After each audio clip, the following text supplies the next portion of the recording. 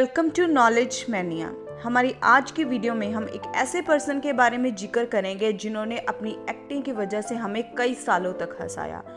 अगर आज भी हम उनका नाम लें तो हमारे चेहरे पे हंसी आ जाती है।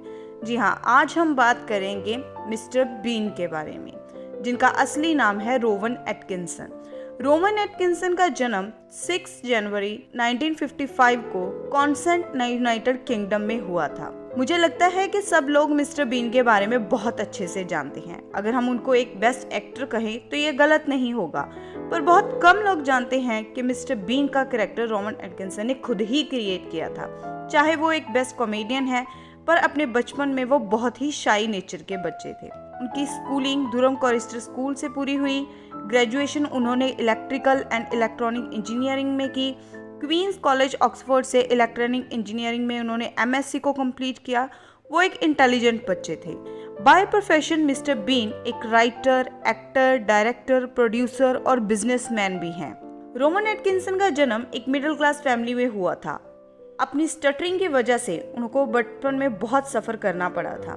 उनके लुक की वजह से बच्चे उनको बहुत टीज किया करते थे। उनके बुलिस सोचते थे कि वो एक एलियन की तरह दिखते हैं। दूसरे बच्चे उनको बहुत स्ट्रेंज समझते थे, जिसकी वजह से वो एक शाई और विड्रॉन बच्चे बन गए, जिनके बहुत ज़्यादा दोस्त नहीं थे। उन्होंने साइंस फील्ड में स्टडी करना चूज़ किया। एक बार उनके टीचर ने कहा कि ये कोई आउटस्टैंडिंग बच्चा नहीं है, मैं एक्सपेक्ट नहीं करता कि ये कभी कोई फैंटास्टिक साइंटिस्ट बन पाएगा। पर उन्होंने हर एक को गलत साबित किया और ऑक्सफोर्ड यूनिवर्सिटी में एडमिशन ली। और ऑक्सफोर्ड यूनिवर्सिटी में पढ़ते पढ़ते उनका एक्टिंग की तरफ इंटरेस्ट बढ़ने लगा। पर वो अपने स्पीकिंग डिसऑर्डर की वजह से परफॉर्म नहीं कर पाए, और जिसकी वजह से उन्होंने इलेक्ट्रॉनिक इंजीनियरिंग में अपनी मास्टर डिग्री को कंप्लीट करने का सोचा, किसी भी टीवी शो या फिल्म में आने से पहले।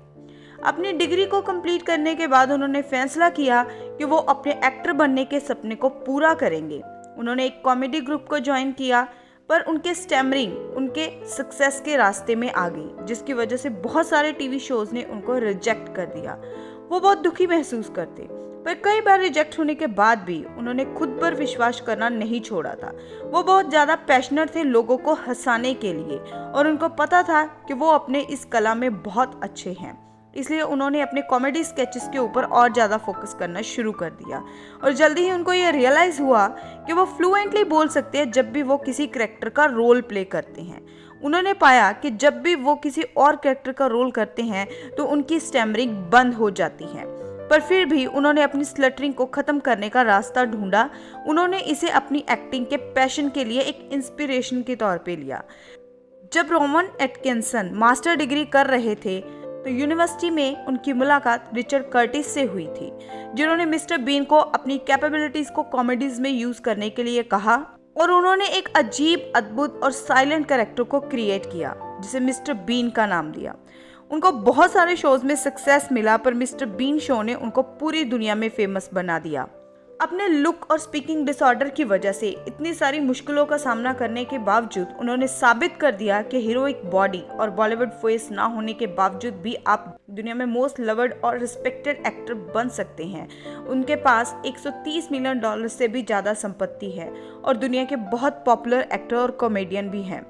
1980 में बीबीसी से मिस्टर बीन को कई अवार्ड्स मिले, जिसमें एमी अवार्ड्स और ब्रिटिश एकेडमी अवार्ड्स भी शामिल हैं। रोवन एटकिंसन की सक्सेस स्टोरी बहुत ही इंस्पायरिंग है, क्योंकि ये स्टोरी हमें सिखाती है कि लाइफ में सक्सेसफुल होने के लिए सबसे इम्पॉर्टेंट है passion, hard work, dedication and never giving up. क्योंकि अगर हम अपनी फीलिंग्स और वीकनेसेस का ध्यान नहीं रखेंगे तो हमें हर दिन अपने सक्सेस के रास्ते में रुकावटें मिलेंगी। वो रुकावटें कभी फेलियर बन जाती हैं, कभी दूसरों की ओपिनियन, कभी रिजेक्शंस, तो कभी सेल्फ डाउट। पर लाइफ हमेशा उन लोगों को रिवॉर्ड देती है जो आगे बढ़ना चाहते हैं।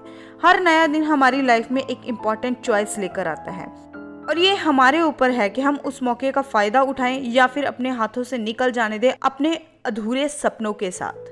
हमारी ज़िंदगी का इम्पॉर्टेंट टाइम निकलता जा रहा है, ये आपके ऊपर डिपेंड करता है कि आप कैसे जी रहे हैं।